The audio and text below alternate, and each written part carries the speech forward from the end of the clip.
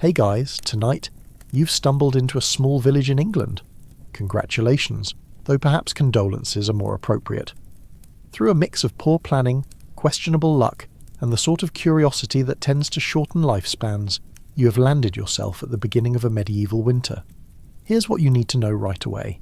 This is a world where disease travels faster than gossip, where suspicion is mandatory, but bathing is optional, and where dinner often arrives late, cold, or suspiciously crunchy. Before we begin, take a moment to settle in. Maybe you're tucked up in bed, listening while the modern miracle of central heating hums around you. If you enjoy slow, cozy explorations like this, consider liking the video and subscribing. And tell me in the comments where you're tuning in from and what time it is for you right now. It's always fascinating to see this little community stretch across time zones. You open your door and immediately regret it. The world outside has been powdered with snow, not the festive sort from holiday cards, but the kind that bites your ankles, ruins your boots, and reminds you that life is mostly just a long series of disappointments interrupted by brief moments of slightly warmer weather. The streets are hushed under their icy quilt. A lone cart rattles past, its wooden wheels clattering like bones, while a chicken emits a strangled squawk of protest at the sheer indignity of frost on its feathers. From chimneys, thin curls of smoke rise like timid ghosts, carrying the scent of peat, damp moss, and whatever it is your neighbour tried and failed to roast last night. You take a breath of crisp air and immediately cough, because snow looks fresh but tastes of soot, cold iron, and regret. The first snow is always a declaration, winter's opening argument in a months-long trial against your sanity. The villagers shuffle past you, hunched inside cloaks, clutching baskets of shriveled carrots, wizened onions, and the sort of turnips that could double as weapons in an emergency. You, standing there like a fool, try to feel awe at the glittering frost, but mostly what you feel is the creeping knowledge that you've done precisely none of the things you were supposed to do to prepare. Winter reveals itself with the finesse of a trebuchet flinging a cow at your roof. The days shrink faster than a wool tunic left by the fire. The sun makes only brief and unconvincing appearances, and every trip outside feels like a trek to the North Pole, without the benefit of reindeer. The first frost, lacy and beautiful, is less an artistic flourish than a formal notice that life will now be conducted indoors, with food supplies as currency and patience as a dangerously dwindling commodity. Historically, the cleverer peasants had long since chopped, stacked and dried their wood, salted their meat, and filled their cellars with turnips, barley, and enough onions to ward off both hunger and unwelcome visitors. Roofs were patched, holes stuffed with moss, and walls braced against rodents who could smell a winter buffet from 3 fields away. You, however, begin to suspect that perhaps good intentions and 2 sacks of semi-damp firewood will not carry you through until March. Mrs. Withers is already at it, standing in her yard shaking a fist at the snow, while proclaiming loudly that witches have cursed the village. Her cat, far more sensible, has taken up residence on a warm pile of laundry and is refusing to participate in the drama. Superstitions multiply as quickly as frost on the inside of your hut door. Snow falling silently, a sure sign of a winter filled with watery soup, frost patterns shaped like feathers. Clearly someone's goat is destined to die. You tell yourself you're far too rational to believe such nonsense, then immediately notice the frost creeping across the door looks suspiciously like a skull, and wonder if perhaps you should be just a little worried. Survival tip: do not panic. Panic wastes energy and makes you look suspiciously like Mrs. Withers, and no one wants that. Instead, adopt the look of quiet competence. Check your firewood stack. If it collapses at a touch, well done. You've just invented indoor kindling and food. Dear, sweet, rotting food. Your cellar is meant to hold the fruits, or, more realistically, the root vegetables of summer's labour. You pull back a sack and discover something that might once have been a carrot, now best described as biological enthusiasm. Last year's turnip barrel is even worse. It has acquired a faint glow, possibly demonic, possibly just mould. Either way, survival requires that you track what you actually have, not what you vaguely remember storing while tipsy at harvest celebrations. Winter is not so much endured as besieged, not by enemy soldiers, though give it time, but by monotony. The harvest bustle is gone, replaced with long hours indoors, punctuated by endless chores. Fetch water, Fetch wood. Fetch animals that have wandered into snowdrifts because they lacked the foresight of your neighbour's cat. You begin to develop eccentric habits, talking to your fire, counting your toes just to make sure they're all still there, whispering encouragement to your one decent sack of onions. These quirks, while unsettling to outsiders, are perfectly normal to your fellow villagers, who are engaged in similar negotiations with their furniture. Slipping on ice is the villagers' favourite winter sport. Each cobblestone becomes a trap, each puddle a polished mirror of doom. There is always one man, usually the same man, who insists on jumping on frozen ponds to test their strength. You're advised to observe him from a distance, as the sound of cracking ice followed by muffled swearing can be an oddly satisfying form of entertainment. The blacksmith shuts his forge early because his anvil has frozen to his fingers. The baker, in an act of sheer stubbornness, lines half the street with steaming bread racks that only serve to make the air smell faintly of burned crust. Meanwhile, your carefully stacked woodpile collapses into the mud, reminding you that winter is less about grand heroics and more about keeping your temper when life sabotages you with petty inconveniences. Gradually you fall into winter's rhythm, smoke-scented clothing layered to absurdity, careful trips to the frozen well, petty arguments with your own dog about who deserves the warmest spot by the fire. You begin to recognise which neighbours will share supplies, when asked politely, few, which will grumble but help anyway, fewer, and which will slam the door in your face while hissing, "You should have planned better," most. By the time the first long night rolls in, you've resigned yourself to survival by improvisation. You've checked your roof twice, blocked every draught with rags and muttered quiet prayers to saints you don't even believe in. Outside, the village settles into a muffled hush beneath the snow. Inside, you poke at your dwindling fire, tell yourself you're prepared, and ignore the nagging suspicion that you absolutely are not. Because here's the truth. In winter, nothing is ever truly secure. The fire burns out, the woodpile shrinks, and every trip outside feels like a confrontation with nature's personal malice. Survival is a state of mind, and preferably a state with a good chair by the hearth. You awaken to a world that seems almost serene from the safety of your poorly insulated bed, only to remember that serenity is a lie. The first snow is settling into a crust that will hold until the sun bothers to peek over the horizon, or until your neighbour's horse decides to test its structural integrity by stepping directly on your carefully piled wood. Winter is no longer a season. It is an unyielding state of affairs, a gauntlet of survival, and your job, whether you signed up for it or not, is to negotiate with it successfully. Your first task, supplies. One might think that medieval villagers simply wandered into shops like modern humans and stocked up with debit cards and convenience. Alas, no. There are no supermarkets, no 24-hour delivery, and certainly no receipts to dispute the quality of that root vegetable you bought last week. You must, instead, visit the mill, the baker, the brewer, and perhaps the oddly cheerful herb woman whose wares smell faintly of vinegar and disappointment. Begin with the basics. Food. Root vegetables, dried grains, salted meats, and whatever preserved fish you can tolerate. If you've made a mistake and didn't stockpile well before the first snow, you may find yourself negotiating with neighbours over half-frozen turnips, or politely offering the last piece of stale bread in exchange for a barrel of ale. Survival tip. Barter wisely. That loaf may seem worthless, but in a village suddenly transformed into a frozen fortress, it is currency. And remember, politeness is tactical. Pushy or rude behaviour might save a bite of bread, but it will also earn you the long memory of the baker and the baker's equally long knife. Next, fuel. Firewood is not a luxury. It is a legal tender in many respects. The villagers know this. A shortage of firewood can make one's home uninhabitable, one's hands numb, and one's temper apocalyptic. When you go to the communal woodpile, you will need a strategy. Arrive early, carry something to claim your haul with authority, a hatchet, a sack, or a glance that suggests you're not to be trifled with.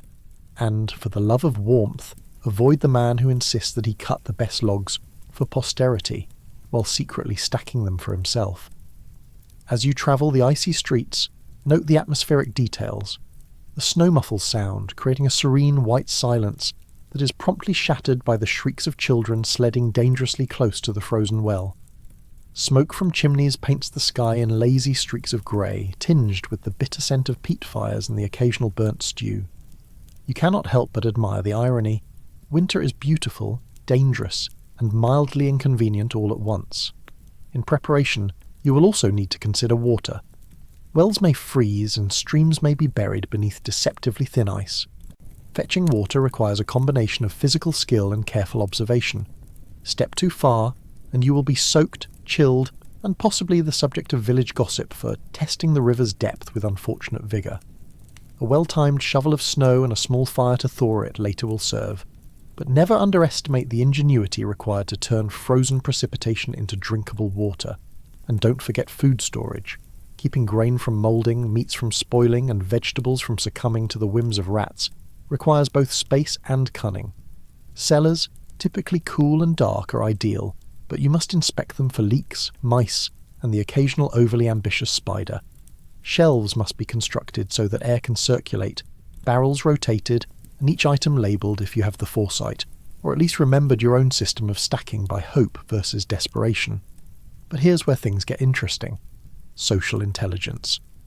While gathering supplies, you're also navigating the intricate ecosystem of village relations. A slight misstep, borrowing too much salt from the miller, laughing at the wrong joke in the tavern, or pointing out that the lord's daughter is indeed hoarding extra firewood, can transform into a social misadventure more dangerous than frostbite. Your survival depends not only on your careful planning, but on understanding who is likely to share, who is likely to hoard, and who might just throw a snowball filled with suspicion and vengeance. Survival tip. When two neighbours are arguing, position yourself equidistant and nod gravely. This creates the illusion of wisdom while ensuring neither side blames you when someone's goose goes missing later. As you stockpile, your mind wanders. You wonder about the previous winter, which villagers remember as the Great Frozen Soup Incident, when a minor miscommunication led to everyone boiling the same batch of turnips for 3 days. Or perhaps the time the blacksmith, in a display of what could only be described as overconfidence, attempted to forge a new plough in a snowstorm, only to realise that snow and molten iron do not mix well. Lessons of the past are warnings for your present. Plan ahead, keep warm, and do not attempt heroic feats that involve fire, ice, and unpredictable metal. Your journey continues to other essentials: herbs for medicinal purposes, candles for lighting, and perhaps a bit of dried fruit to remind yourself that not all life is toil and frostbite. Each stop is an opportunity to observe the village's winter habits. The baker hastily covering bread to avoid snow-laden cats, the miller grumbling about the cold affecting the grindstones, and the odd neighbour shaking fists at the sky, certain that the winter gods are conspiring against their happiness. Then, of course, there is clothing. You must layer effectively. Wool, linen, and whatever scavenged fur you can reasonably attach to your garments will do. Keep extremities warm, ears, fingers, toes, because frostbite is less polite than any village gossip and far less forgiving. Historically, many villagers lost fingers, toes, and occasionally sense of dignity due to poor layering practices, so consider yourself warned. At this point, your collection of food, firewood, water, and clothing begins to resemble a miniature fortress within your home. You might step back, glance at your carefully stacked barrels, and appreciate the absurdity. One person, a handful of supplies, and the looming certainty that winter is long, cold, and utterly unconcerned with your comfort. Here you will find an early truth. Preparation is part planning, part luck, and part sheer stubbornness. And just as you are congratulating yourself on securing the essentials, you notice the first minor disruptions. A neighbour slipping in the street with a basket of apples, spilling them spectacularly across the ice. A small dog chasing its own tail with heroic dedication. And the distant murmur of a child asking loudly why snow isn't made of sugar like in the stories. These small incidents, though humorous, are the reality check. Survival is never perfect, and resilience often comes with a side of embarrassment. As you step carefully across the frozen village square, the soles of your boots crunching against a thin crust of frost that threatens to swallow your toes with every misstep. The scent of smoke curls lazily from chimneys, mingling with the faint tang of root vegetables and the lingering whiff of yesterday's ale. The market is sparse. Most stalls have folded like tired soldiers after harvest, leaving only the resilient: turnips, parsnips, and the occasional stubborn cabbage that refuses to admit defeat to frost. You pause to consider your options. A hearty lunch would be delightful, but the larder at home awaits, and survival requires strategic thinking rather than gluttony. The larder is a cramped cellar beneath your house, where barrels of salted fish stand guard over rows of pickled vegetables, and the air is tinged with a faint but persistent odour of sour cheese. The first lesson of winter food survival is simple: smell everything. If it smells alive in an unpleasant way, it probably is, and while medieval people often consumed things modern palates would deem questionable, you are allowed discretion. Your fingers trace the tops of barrels as though counting invisible gold, and indeed, a barrel of pickles in winter is practically treasure. You begin your rounds of inventory. One barrel of pickled onions, surprisingly resilient, sits next to a smaller barrel of carrots that may have surrendered to frost. Across the room, a crate of turnips leans precariously, the stems dried and brittle. You wonder who, exactly, first decided that pickling vegetables was the pinnacle of culinary innovation, though their descendants are now nodding wisely from beyond the veil of time, imagining you as a grateful subject of their legacy. And then there is the salted fish, that indispensable stalwart of winter nutrition. Herring, cod, and sometimes the occasional mystery fish of uncertain origin. A sniff reassures you that it is only mildly fragrant. A taste confirms that it will at least sustain life, if not elevate it. You know to be cautious. Too much salt and you risk dehydration. Too little, and the fish may rise up in rebellion against your stomach. A life lesson, really. Moderation in all things, especially during winter. Survival tip: always keep a modest stash of pickles within arm's reach. They are less a food source than a social Swiss Army knife. Useful for nutrition, mildly amusing conversation, and occasionally bribing the neighbour into lending you a ladder, or ignoring that your chickens have taken up residence in their cabbage patch. Share too freely, and you risk staring longingly at an empty barrel. Hoard too tightly, and you'll acquire the reputation of a miser so cold-hearted, it would make the frost outside look positively cheerful. In short, pickles are power, wrapped in brine and slightly sour. The stew pot simmers gently over the hearth. Your eyes follow the tendrils of steam, imagining them as little ghostly warnings. This broth is thin. Beware. Indeed, thin it is, so thin that you can almost see the pattern of the floorboards beneath the liquid. Yet, this is winter cuisine in all its glory. Every scoop, every loaf of bread soaked in it, is a small victory against hunger. You note the subtle differences between households. Some add dried herbs for courage, some rely on suspiciously fermented vegetables, and some trust only in the occasional scrap of meat that has survived the day. It is a culinary hierarchy, subtle but rigid, and you, like any prudent villager, learn to navigate it with care. Your thoughts drift to the communal aspect of food. In homes with multiple families under one roof, the daily negotiation of who gets the largest slice, who stirs the pot, and who fetches water from the frozen well is a drama rivaling any court intrigue. Children squeal with glee when given first pick of a carrot, only to be reminded that their father reserves the right to appropriate anything that looks too fresh. Elders watch these events with an air of patient disdain, the kind earned through decades of arguing over the last onion in the pantry. Humorously, the monotony of winter food often gives rise to minor rebellions. You have likely witnessed someone attempt to smuggle a loaf of bread to the neighbours, only to have it confiscated mid-step by a watchful aunt. Or perhaps the family dog has developed a keen eye for detecting stray turnips, thereby enforcing the household rationing policy with wagging efficiency. These small skirmishes over sustenance are an essential part of winter life. They teach cunning, patience, and the occasional creative deception, all qualities that will see you through the darkest nights. It is worth noting, as a historical aside, that medieval diets were monotonous for good reason. Preservation techniques were limited.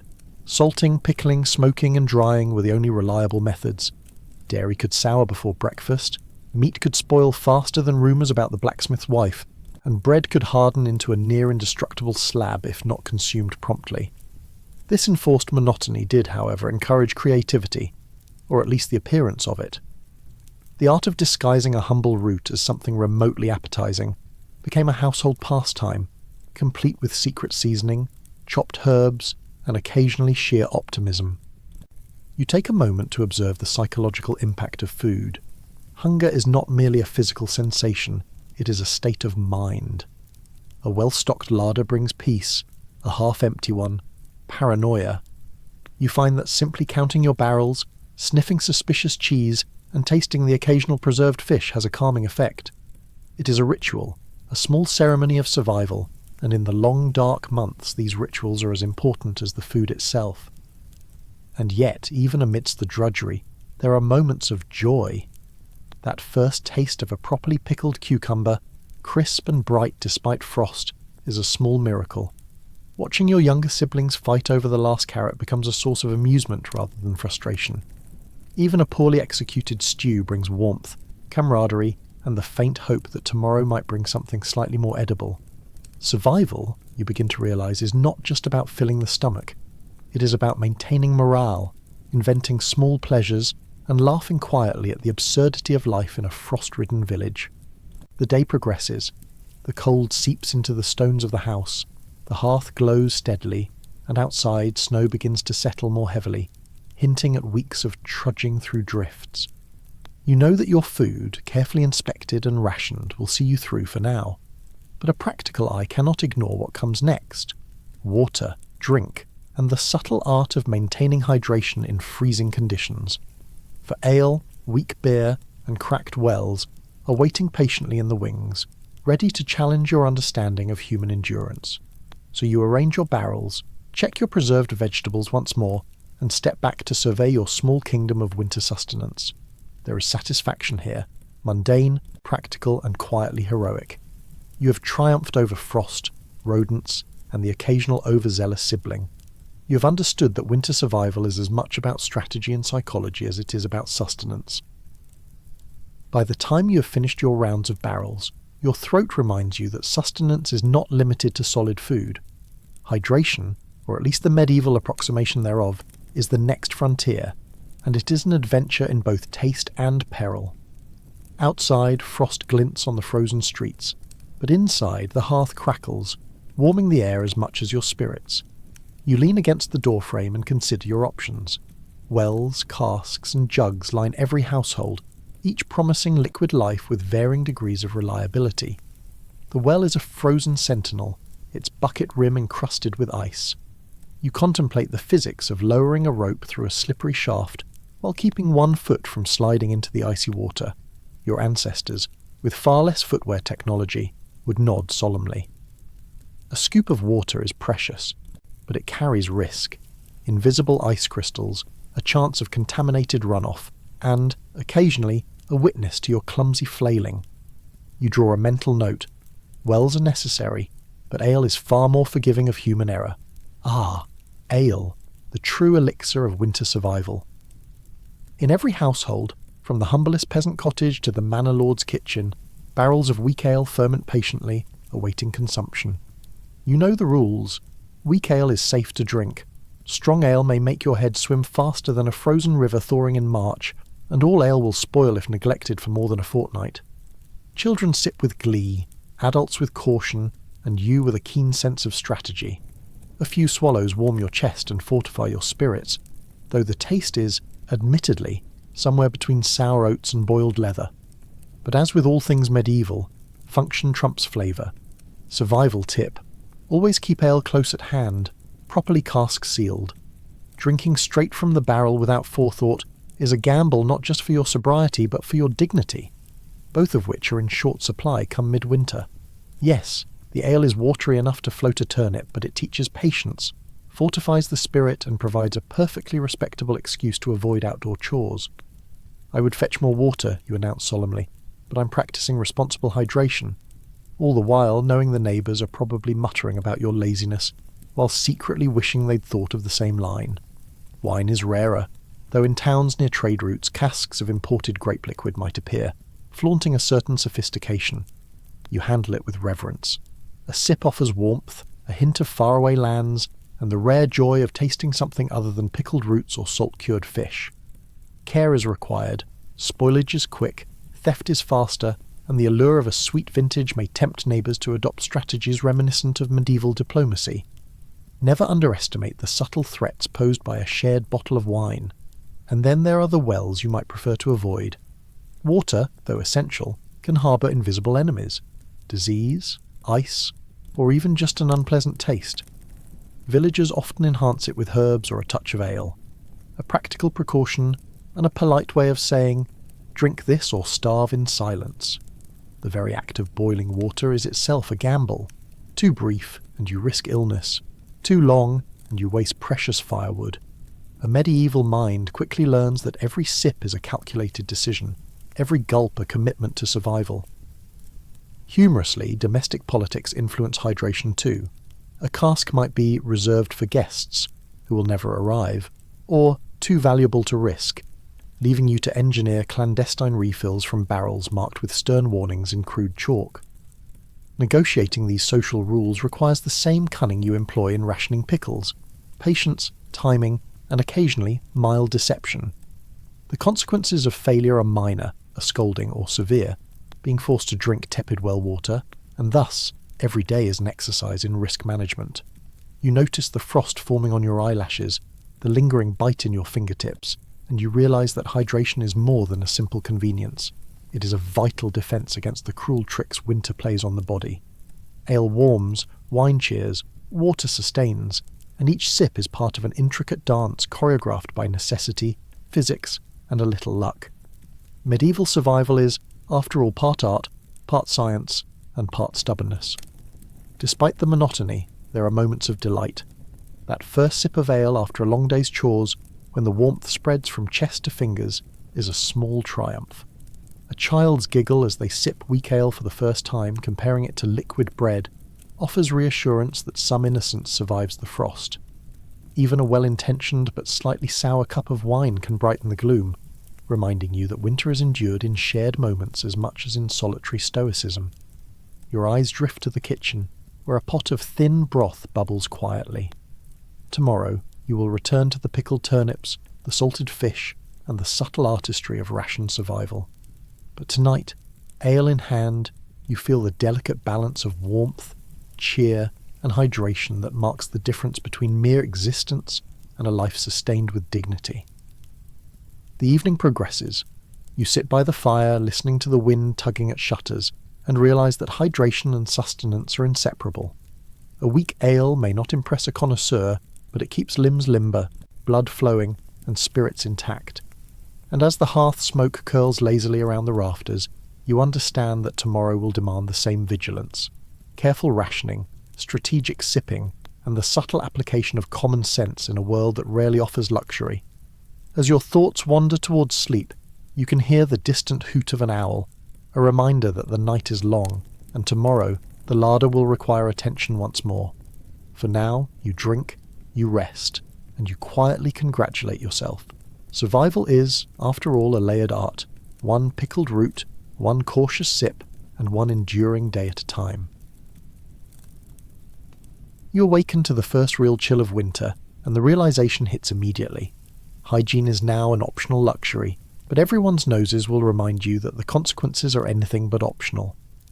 The air in your cottage, or the neighbours, should you wander, carries the distinctive bouquet of smoked meat, unwashed wool, and that indefinable barnyard essence that seems to intensify when the temperature drops below freezing. Stepping outside is an adventure in olfactory endurance. Frozen rivers and icy wells are not the only hazards. Unbathed villagers, each convinced that their own aroma is somehow invisible, roam the streets like armoured scent bombs. You navigate the narrow paths with careful sidesteps, silently congratulating yourself that you managed to dodge yesterday's laundry disaster. Your first task is pragmatic: water.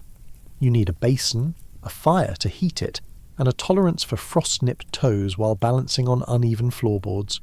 As you fetch water, you notice your neighbours eyeing you suspiciously, perhaps debating whether your appearance makes you brave or simply foolish. It hardly matters. Survival, not approval, is your primary goal.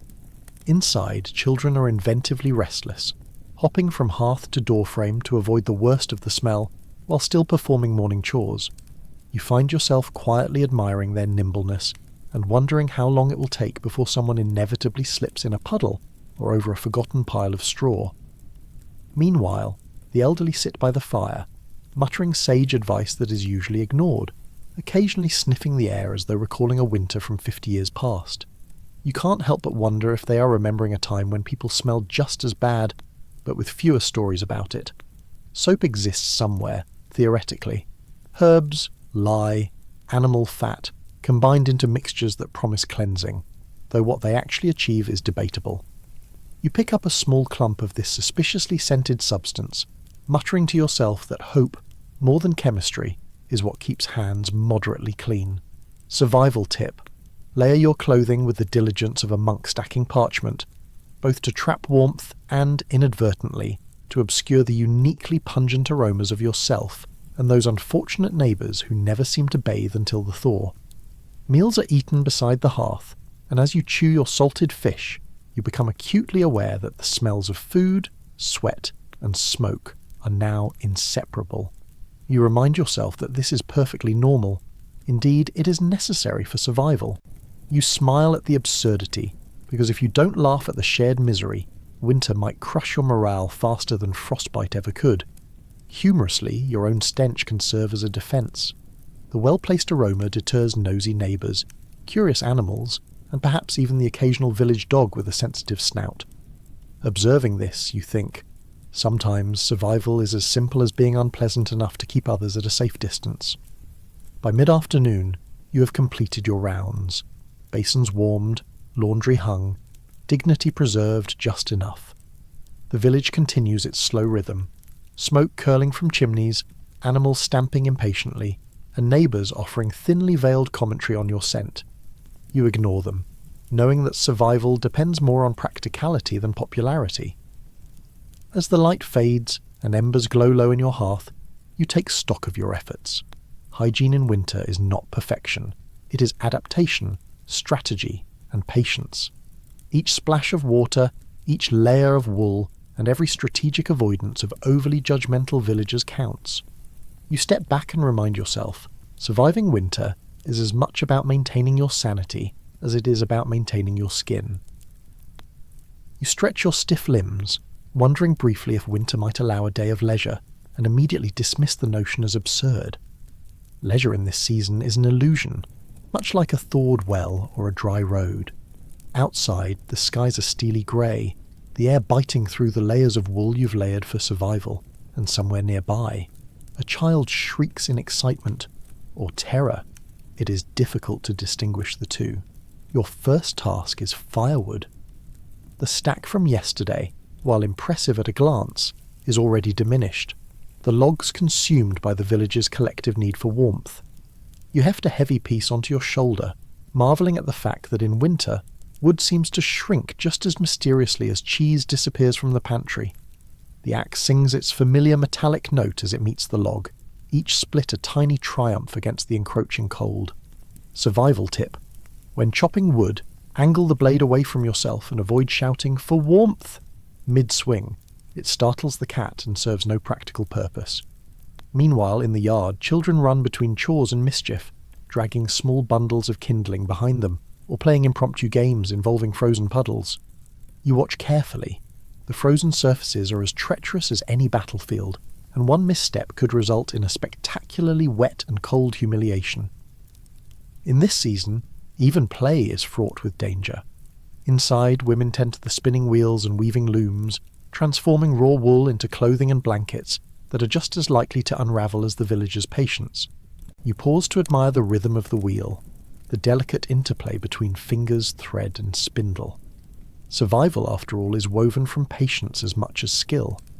Meals must be prepared despite the cold, and you find yourself stirring pots of thin gruel, checking the salt levels of preserved meats, and calculating whether today's ration of ale will survive until evening. Food is warmth, morale, and diplomacy all in one. Serve too little, and the village grumbles.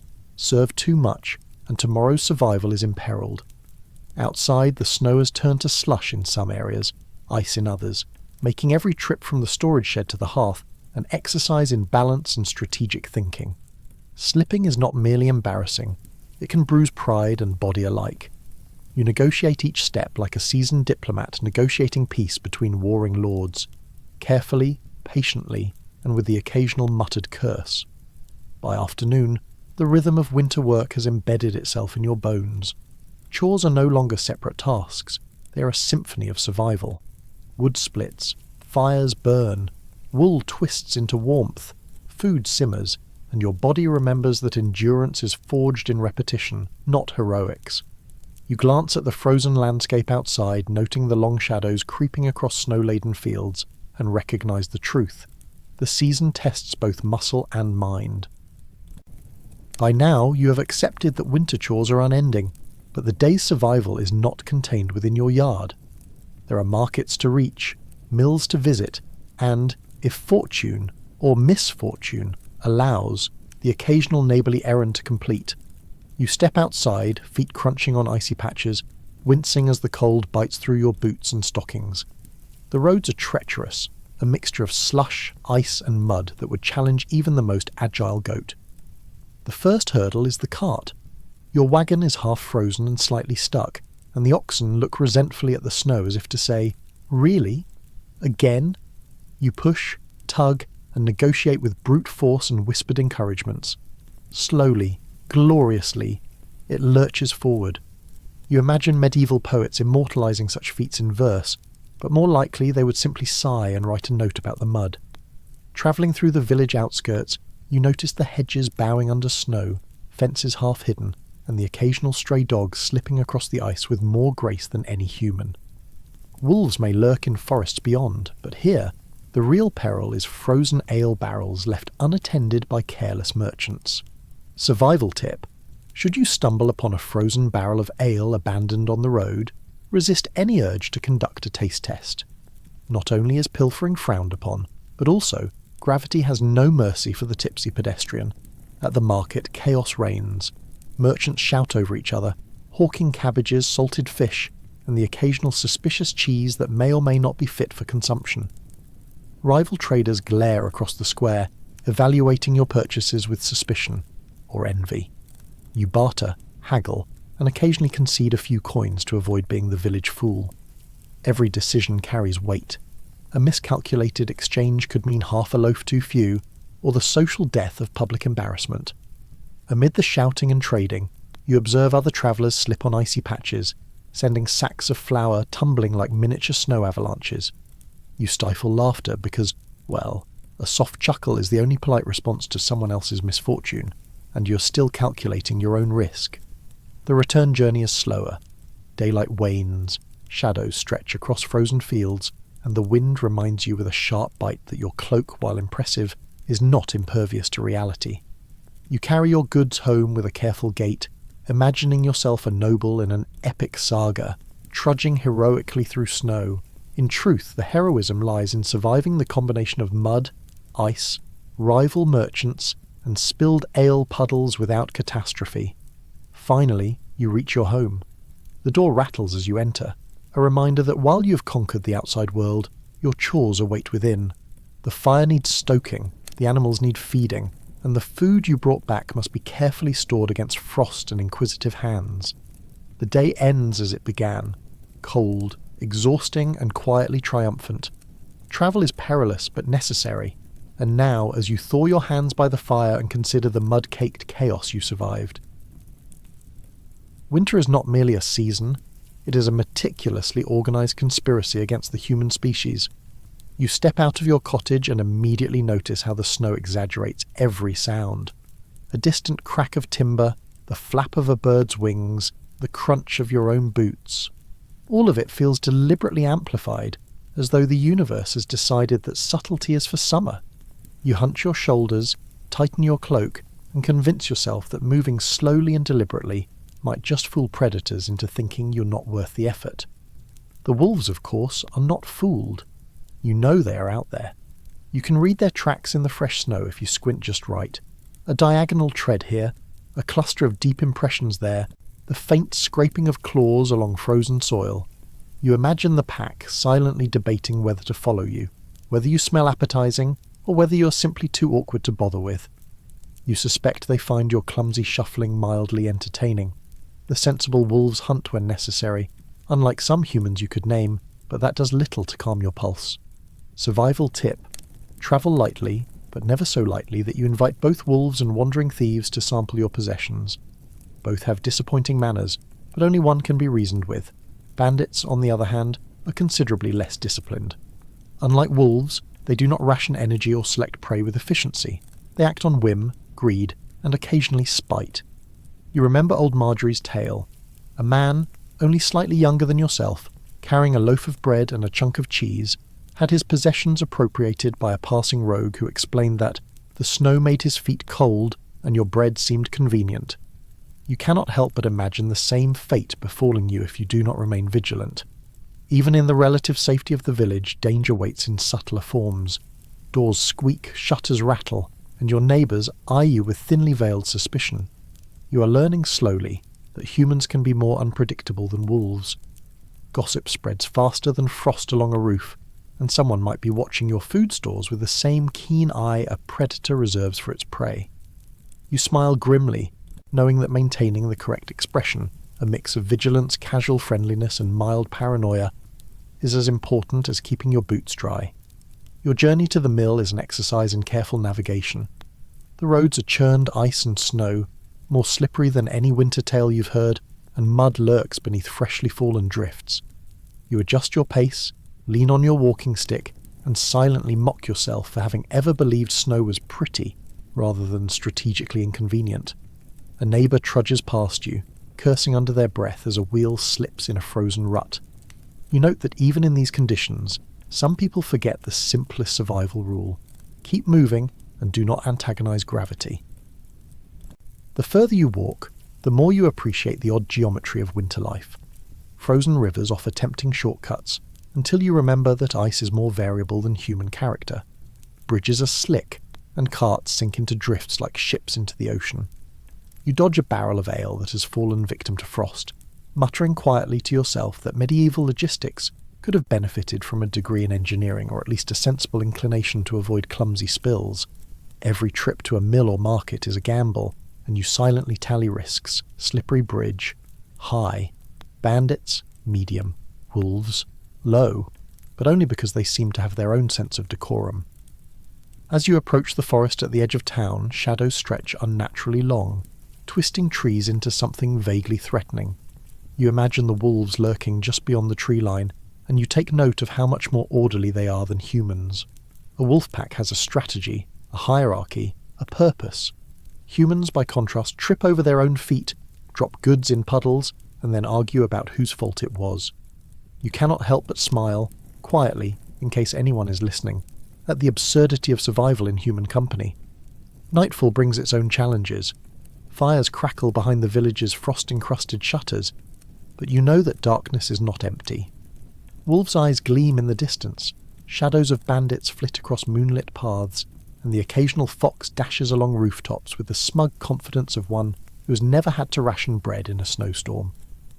You pace your cottage, rearranging firewood, checking doors, muttering prayers, and wondering if talking to the fire really counts as social interaction. Your brother's snoring is an unpredictable hazard. At least the fire does not bite. In these hours, the mental game becomes as vital as the physical. You recall times when sleep eluded you entirely. Footsteps in the snow that turn out to be a cat, distant howls that are merely the wind, every creak of timber a portent of doom. You experiment with coping mechanisms, a whispered conversation with a pot of stew, a gentle scolding of the cat for wandering outside, a mild complaint about the neighbour's incessant snoring, all a part of maintaining your sanity. Endurance of mind is just as essential as endurance of body, though it is considerably less understood by historians. The village itself, when awake, provides both comfort and cautionary tales. Children chase one another through snowdrifts, shrieking with abandon, and you notice how they slip and fall without apparent consequence.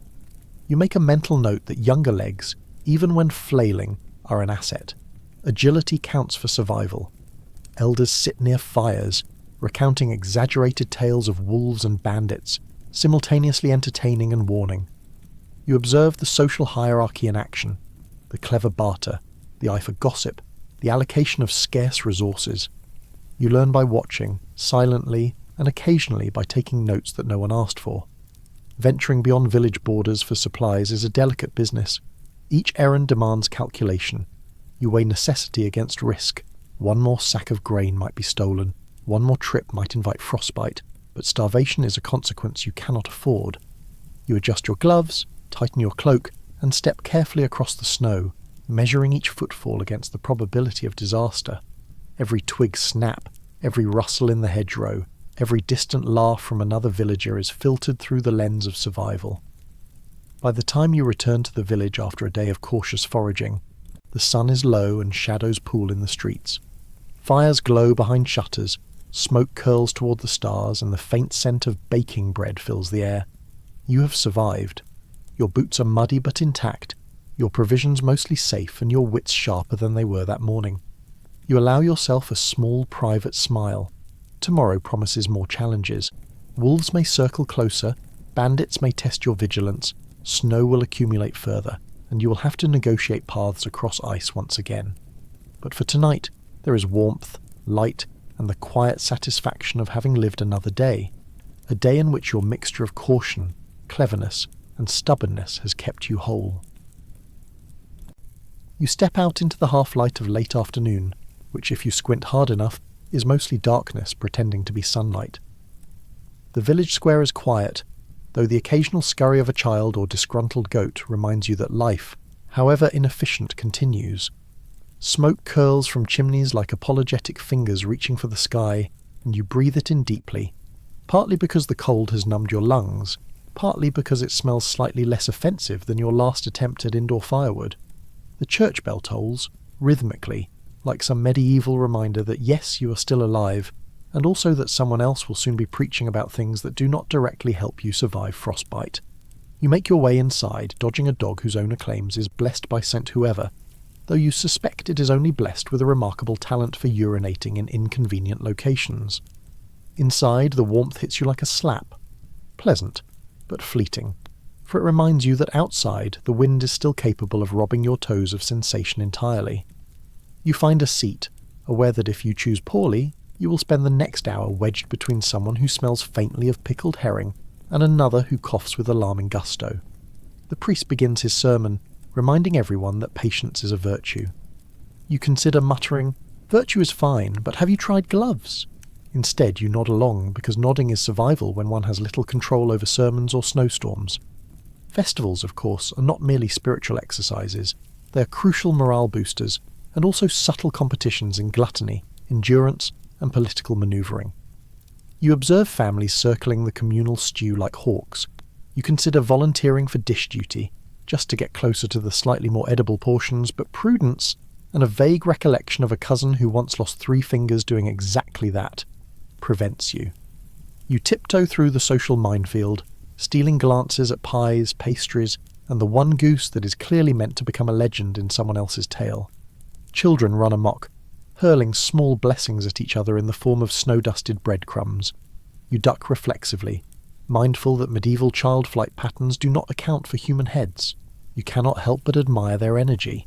If nothing else, it reminds you that short of frostbite, boredom is the most relentless threat of winter, and these little scoundrels are perfect storm generators for both your patience and your sense of humour. Survival tip: nod at every toast, even if it's meaningless. Social credit compounds faster than frost on a roof. You notice the subtle rituals of the feast. A wink here, a strategic cough there, a borrowed loaf for the good of the soul. You participate minimally, sipping weak ale as though it contains not only warmth, but also the distilled wisdom of surviving another winter day. You quietly take note. The art of medieval social survival involves appearing grateful while ensuring you receive your fair share, which is an exercise in diplomacy rivaled only by negotiating taxes with a particularly surly lord. Songs and carols ripple through the hall. You hum along to avoid the awkward silence, aware that your voice is less angelic and more startled goose. Yet it is enough to earn you a sympathetic smile from someone whose own singing voice might be considered a minor form of torture. Stories abound, tales of saints, miraculous recoveries, or the occasional heroic animal that saved a family from the perils of winter. You reflect that if you ever live long enough to tell your own tale, exaggeration will be your best friend. A slightly overcooked turnip can become a near-death adventure when told in the right company. Candles flicker, shadows leap, and you realise that much of winter survival is psychological. The warmth of the hall, the scent of stew, the sound of laughter and muttered prayers, they create an illusion of abundance and security, which, while technically inaccurate, is almost as important as actual abundance. You make a mental note. If you can maintain this illusion, morale, and by extension survival, is far more likely. As the festival winds down, you step outside again. Snow glints in torchlight, and you notice the careful patterns of footprints, both human and animal, leading through the village. You're reminded that while faith, feasts, and laughter cannot prevent frostbite, they can bolster the spirit. And in a medieval winter, the spirit is a resource every bit as precious as firewood, ale, or a slightly suspicious turnip. You trudge home, every step a reminder that the dark months are long, cold, and unyielding, but not entirely joyless. For tonight you have warmth, food, and the quiet amusement of watching your neighbours navigate the very human comedy of winter rituals. You're reminded, in the faintest way, that humour, ceremony, and the occasional slice of pie are as vital as any boiled cabbage or fire-stoked hearth. Of course, warmth and cheer are temporary. Tomorrow, the frozen roads, scowling livestock, and endless rationing will resume. But tonight, you have learned a critical truth. The strength to endure winter comes not only from keeping your feet warm and your belly full, but from shared laughter, ritualized superstition, and the subtle art of looking reasonably competent while quietly hoarding the last of the pies. The dark arrives with no ceremony, creeping over the village like a haughty cat deciding it owns the night. You're acutely aware that evening has stretched its shadows across every frozen cobblestone, that the smoke curling from chimneys now seems to be plotting its own escape into the bitter air, and that your toes are once again reconsidering their loyalty to your body. Inside, the hearth crackles like a stubborn witness to your existence. You huddle close, attempting to radiate warmth inward as much as outward, all while secretly resenting the person across the room who insists on piling twigs onto the fire with the enthusiasm of a minor arsonist. You calculate that if this continues, you might be roasted alive before frostbite ever gets the chance to claim you. And yet, what can one do? You're bound by social norms, familial obligations, and a nagging sense that anyone who complains about warmth might be struck by moral judgment, or by your grandmother's ladle. Evenings are long, longer than anyone with a modern calendar would consider reasonable. You find yourself inventing games. Guess which bucket of water will freeze first, spot the flaw in your uncle's lute recital, or determine the precise moment the cat decides to knock over the candle. All these diversions serve a critical purpose. They keep your mind occupied enough to avoid noticing the ache in your muscles, the chill in your spine, or the existential horror of knowing tomorrow is equally dark. Dinner is a quiet affair, punctuated by the occasional cough or sneeze, which you treat as both a health hazard and a mild comedic relief. You discover that stew, when reheated 3 times in a row, gains a kind of metaphysical depth, both in taste and in your own admiration for how you have managed to survive on it for the better part of a week. You make a mental note. Monotony, like frostbite, is inevitable, but it can be endured with careful seasoning, subtle imagination, and occasional grumbling. Stories are told, often in hushed tones, partly to keep the children from hearing terrifying truths, and partly because the adults have realised that telling them aloud is less about facts and more about endurance. You sit listening to tales of heroic ancestors, miraculous escapes, and long-forgotten quarrels, all embroidered just enough to be compelling without being immediately verifiable. You reflect that exaggeration is a survival skill, more reliable than firewood, and far better at keeping spirits alive. The children, meanwhile, have discovered the joys of cabin fever. You watch with mild horror as they invent games involving sliding across icy floors, launching snowballs indoors, somehow, and testing the tensile strength of your patience. You notice with a grim sort of amusement that a child's sense of consequence is inversely proportional to the number of layers they are wearing. You wonder if any of your ancestors survived winter without losing both dignity and eyebrows. You experiment with your own coping strategies. Perhaps you rearrange firewood for no reason, perform small acts of domestic heroism like redistributing blankets, or engage in quiet muttering directed at inanimate objects. You convince yourself that talking to the cat is socially acceptable because, frankly, it listens better than most adults, and rarely interrupts with unsolicited advice. Sleep when it comes is sporadic and fragmented. You find yourself awake at odd hours, counting embers, noting icicles, and occasionally scribbling minor complaints in the corner of a notebook no one else will read.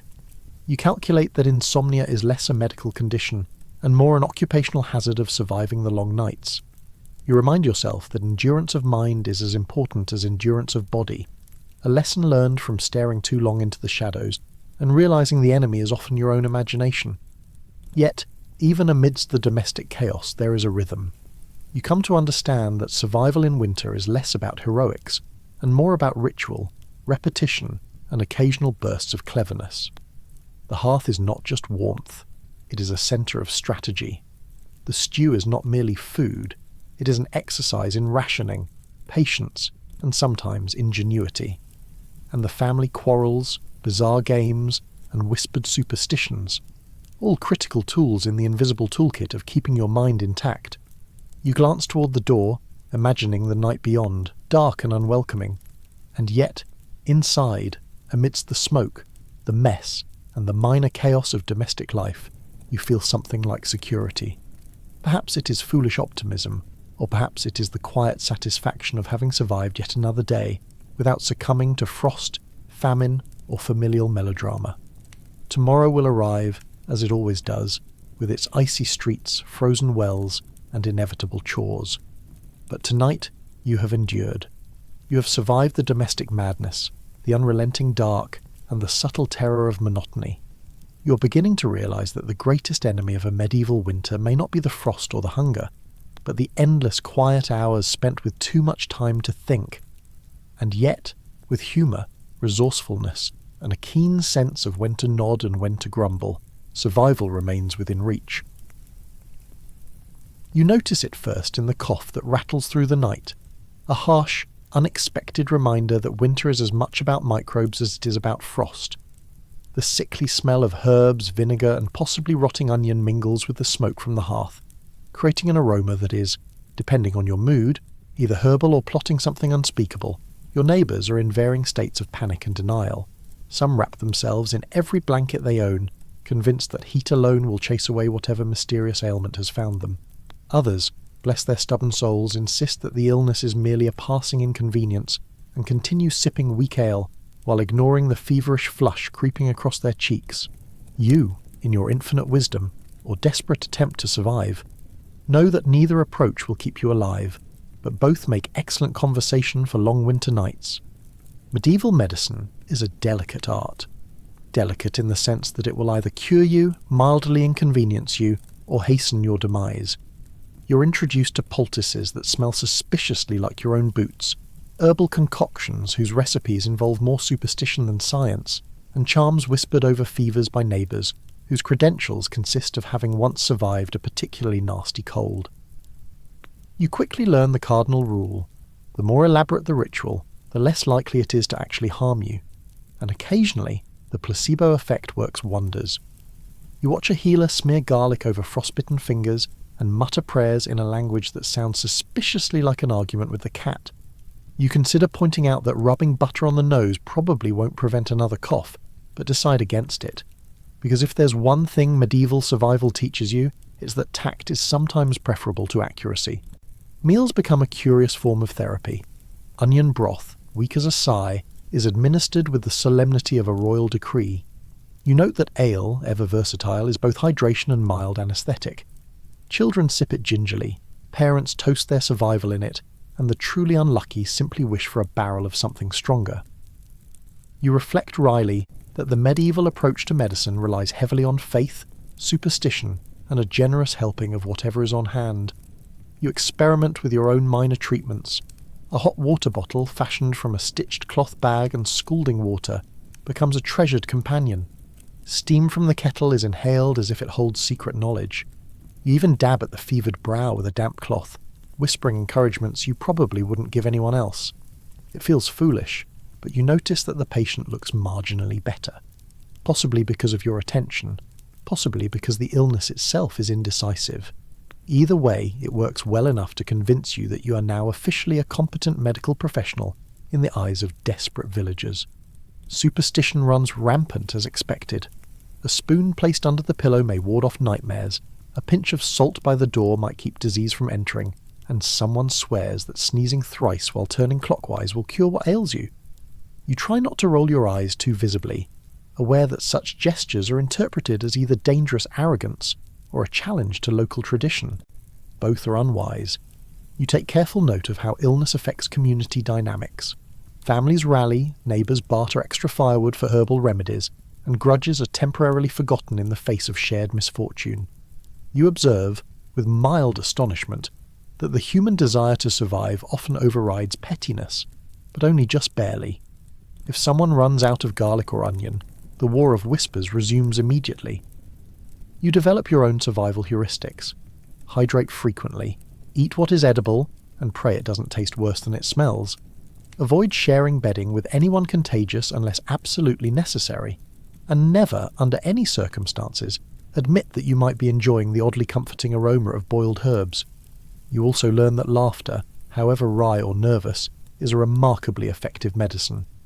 Night descends, cold and silent, but inside the huts, the warmth of fire, whispered remedies, and careful attention combine to produce a fragile safety. You understand that survival is not just about resisting frost or hunger, it's about maintaining hope, using the little knowledge you have wisely, and preserving your sanity while the illness takes its course. By the time the next dawn approaches, you are exhausted, a little cleaner than before, or at least less stinky, and marginally more confident in your ability to navigate the treacherous intersections of winter and disease. You notice that your neighbours are similarly battered, yet undeterred, sharing stories of fevers fought, poultices endured, and the minor absurdities that make winter both cruel and oddly memorable. You realise as you sip another weak ale or herbal tea that survival in medieval winter is less about mastery and more about endurance, observation, and just enough humour to keep your mind from turning on itself. The illness may linger, but so does human ingenuity, and so, for now, do you. You might think surviving frostbite or a run-in with a wolf is the hardest part of winter. You would be wrong. The true peril is your neighbours. Yes, the people you smile at politely while secretly calculating who hoarded the last sack of onions. They are a subtle breed, capable of betrayal with the faintest of smiles, armed with gossip sharper than any knife, and suspicious of your every loaf of bread. As you step outside, the snow crunching underfoot, you notice Mrs. Pritchard eyeing your woodpile. A casual observer might think she's merely stretching her neck. You, however, understand the unspoken language, that tilt of the head, the pursing of lips. She's mentally measuring your firewood, deciding if it's acceptable for barter or if it might make a more interesting contribution to her own stove. You tighten your grip on the axe handle, silently rehearsing your excuses. "I swear, they just grew overnight," you mutter under your breath. Food is the battlefield.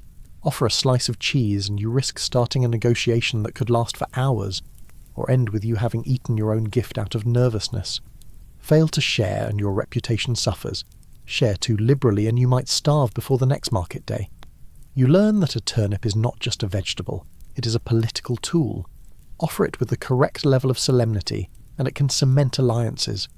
Drop it casually on the ground and it could spark a feud lasting until spring thaw. Gossip moves faster than the neighbour's dog when you drop a scrap of meat.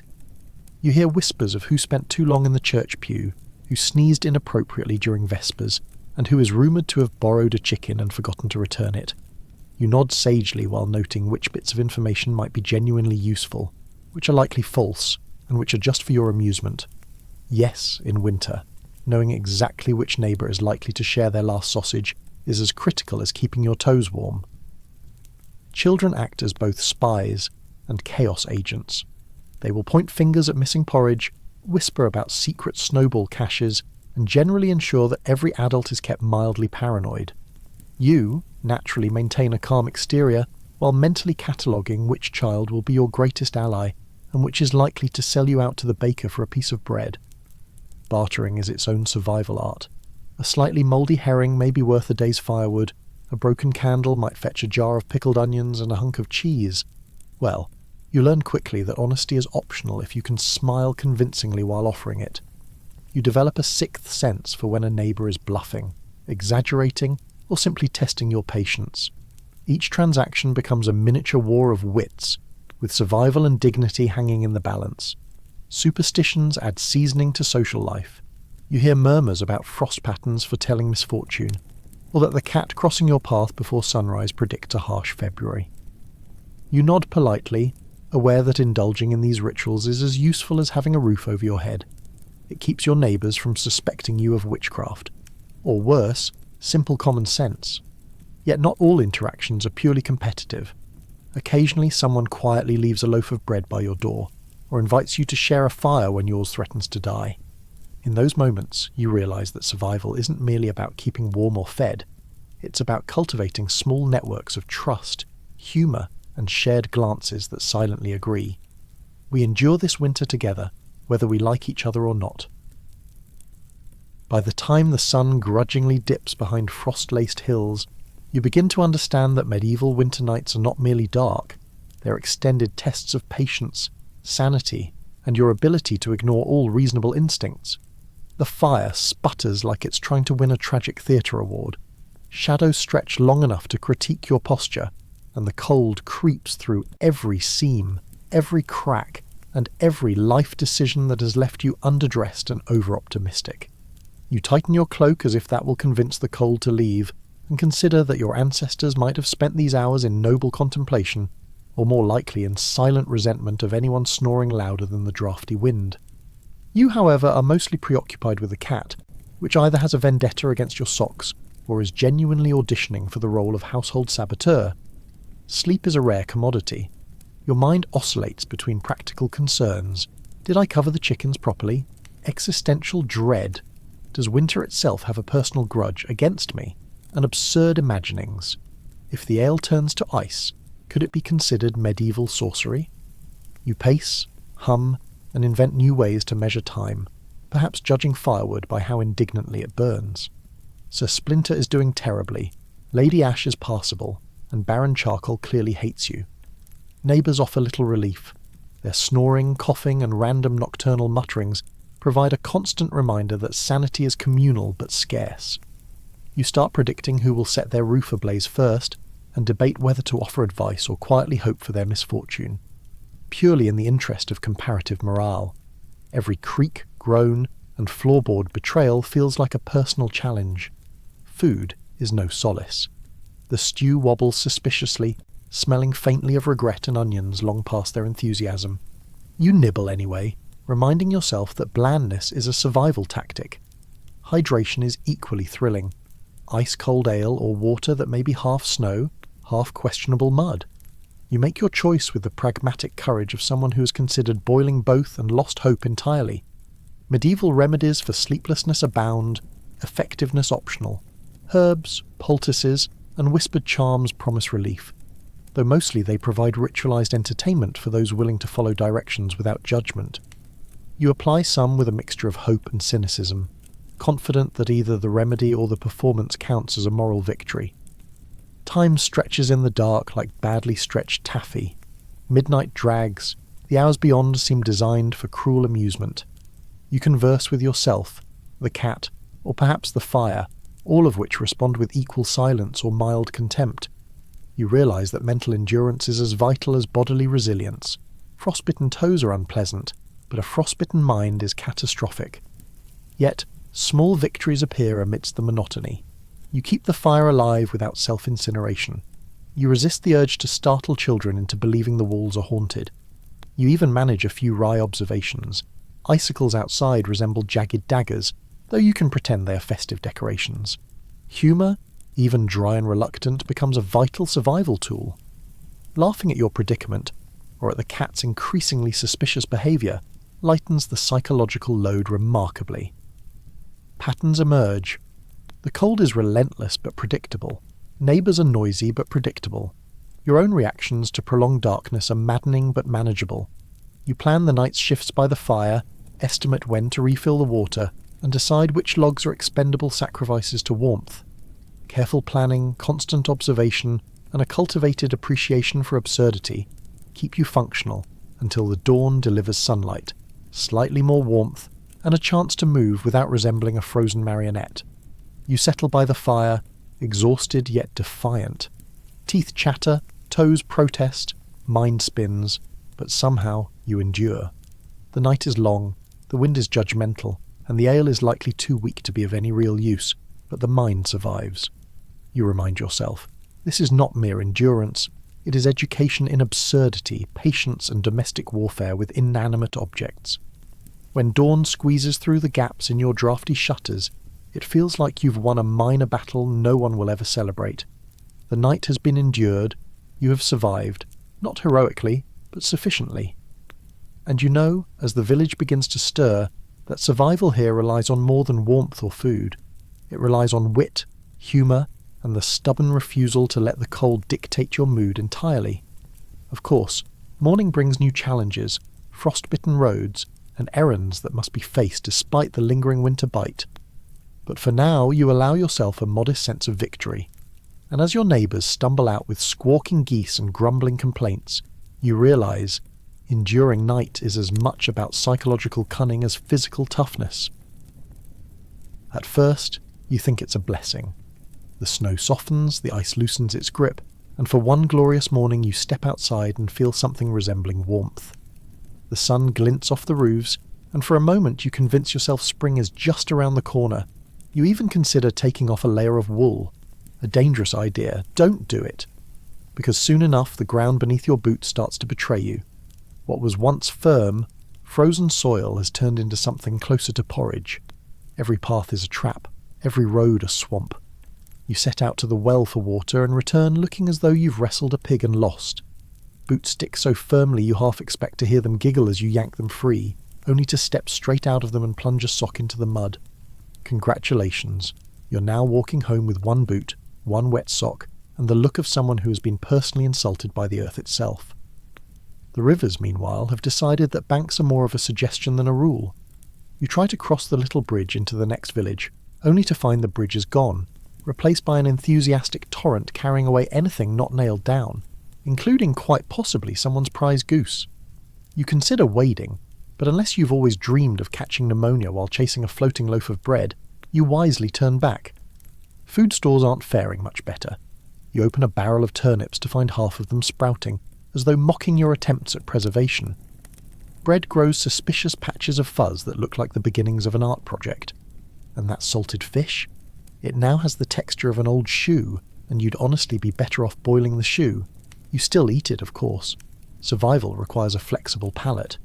But you chew with the grim awareness that your taste buds may never forgive you. And then there's travel. You set out for the market with a basket of goods, only to slip, flail, and land flat on your back in front of the very neighbour who has spent all winter bragging about how his boots never leak. By the time you arrive, covered in mud, you've lost half your dignity and most of your onions. The market square, once bustling, is now a churned mess of wet straw and footprints. Barrels tip, chickens escape, and somewhere in the chaos, a cart of ale collapses spectacularly, sending rivulets of precious drink into the mud. It's a tragedy worthy of a ballad, though one you won't be singing anytime soon. The children, of course, adore it. They hurl mud at one another as if it were a festival game, slide down embankments and stomp puddles until every tunic in the village looks as though it's been through a painter's workshop. You, meanwhile, spend half your day scrubbing, muttering, and wondering if medieval saints ever dealt with laundry miracles. Your survival tips now read more like desperate proverbs. If you think the mud is shallow, it isn't. If you think you can jump across it, you can't. If you think today is finally dry, it will rain by evening. And if you hear your neighbour laugh as you sink, take comfort. They'll be next. By the time night falls, you've changed socks twice, lost a perfectly good bucket to a flooded ditch, and narrowly avoided sliding into the pigsty. You sit by the fire, steaming gently, smelling faintly of swamp, and realise you've swapped winter's biting cold for spring's damp indignities. The thaw isn't mercy, it's simply winter in a different costume, one that prefers boots ruined by mud rather than snow. Still, as you glance at the horizon, you notice a hint of green sprouting through the muck. The faintest promise of spring. It's not much, but it's enough to keep you pulling your boots back on tomorrow, no matter how many socks you ruin. The birds return first. Not majestic cranes or noble swans, mind you, but the noisy, overconfident sparrows who insist on starting their shrieking chorus at precisely the hour when you've just managed to thaw enough to fall into a half-decent sleep. Their arrival announces in no uncertain terms that winter has loosened its grip, You crack open an eye, note that the ceiling hasn't collapsed overnight, and declare this a personal victory. You, against all odds, have survived. Well done. You're the human equivalent of a stubborn weed. Of course, surviving winter doesn't mean you've come through unscathed. You smell faintly of smoke, damp wool, and whatever was last spilled on your tunic 2 months ago. Your hands have taken on a texture somewhere between cracked parchment and bark, and your boots, those proud boots that once had soles, are now more whole than leather. When you walk, the mud simply enters uninvited, as though your footwear has decided to become a type of sieve, but you're alive, which by medieval standards is the highest honour available short of sainthood. The thaw itself is deceptive. Snow gives way to mud, which is essentially snow's resentful cousin, wetter, slipperier, and somehow colder to the bone. You step outside, triumphant in your survival, only to immediately lose a shoe to the sucking mire. Congratulations. You have conquered winter but been conquered by a puddle. That's the medieval circle of life for you. And then there's the food situation. Ah, food. By now you've convinced yourself you never want to see another turnip again. But unfortunately, that's exactly what you'll see. Turnips, slightly squishier than they were in December, plus a few wilted onions that look as though they've been through their own private siege. Spring vegetables will come eventually, but not yet. For now, you are destined to gnaw your way through the culinary equivalent of beige wallpaper. Survival, yes. Satisfaction, not so much. Still, you've learned things this winter, haven't you? For instance, you now know exactly how far candlelight will reach before it becomes nothing more than a cruel suggestion. You've learned the precise number of days you can endure the same neighbour telling you the same story about the wolf he definitely saw in the fields. Answer, 5, after which you start hoping the wolf finds him. You've learned that gossip has a half-life longer than salted pork, and that the phrase, let's share equally, almost never means equally in a village. And yet all of it has built a kind of endurance, not the noble, knightly endurance sung about in ballads, but the plodding, teeth-gritted endurance of someone who simply refuses to keel over. You endured the damp, the hunger, the quarrels, the cold nights, the long sermons, the smoke-filled rooms, and the gossip that could curdle milk. You endured, and that makes you, if not a hero, at least annoyingly persistent. Of course, just as you're congratulating yourself for surviving, you remember, spring is not a holiday. Spring means ploughing, planting, and endless back-breaking work in fields that have transformed into bogs. It means hauling stones, repairing fences, and wading through enough mud to qualify for its own Saint's Day. So yes, you've survived winter, but don't think for a second that life is going to reward you with rest. This is medieval Europe, not a wellness retreat. But perhaps survival itself is the reward. You've proved that with enough layers of scratchy wool, enough turnip-based meals, and enough sheer stubbornness, a person can outlast a season specifically designed to kill them. And while no bard will compose a ballad about your cracked heels and chilblains, you've joined the quiet, unglamorous ranks of those who simply kept going. So here you sit, mud up to your knees, sparrows shrieking overhead, gnawing on a root vegetable that doesn't taste of anything except survival. It's not glorious, but it is life. And in the end, that's what the medieval winter demanded of you. Not brilliance, not bravery, just the sheer, pig-headed refusal to stop breathing. Well done, you didn't die. Which, all things considered, is the best anyone can really say in a medieval winter. And so, here we are. You have trudged through snow, wallowed in mud, gnawed turnips until they lost the will to resist, and listened patiently while your neighbours shared far too many opinions about wolves. And now, you've reached the end of our little winter ramble, still alive, slightly wiser, and hopefully mildly amused. If nothing else, you've discovered the extraordinary resilience of medieval people. They survived winters without central heating, hot water bottles, or the soothing balm of tea. You, dear listener, have had the luxury of a blanket, perhaps a cup of something warm, and the ability to switch me off whenever you grew tired of my voice. Medieval peasants did not have that option. Their narrator was reality itself, and reality had a fondness for frostbite.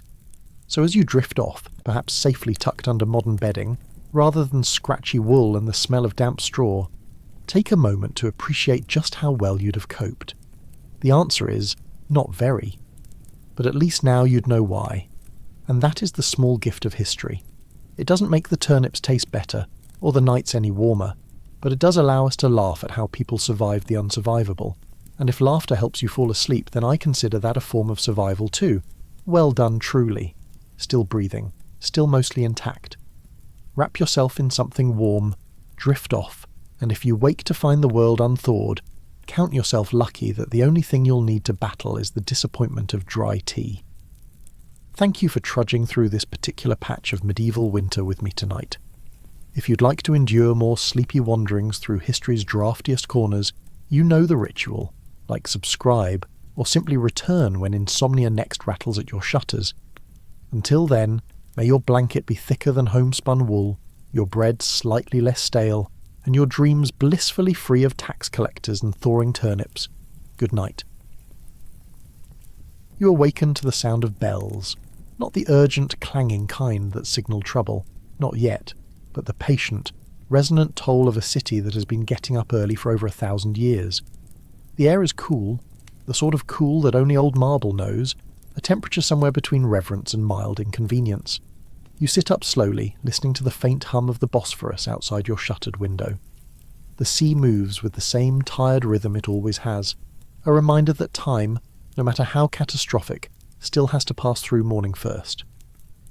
Somewhere below, a baker's already awake, kneading dough, cursing softly, and pretending not to notice that the flour sacks are half empty again. It's another normal day in the most uncomfortably important city on earth. Byzantium, Constantinople, New Rome, call it what you like, has a way of outlasting its own names. The streets are a maze of crumbling columns and new additions that were already old a century ago. Every corner smells faintly of oil lamps, incense, and the vague suspicion that someone should have repaired this wall by now. The bells continue, echoing through courtyards draped in morning light.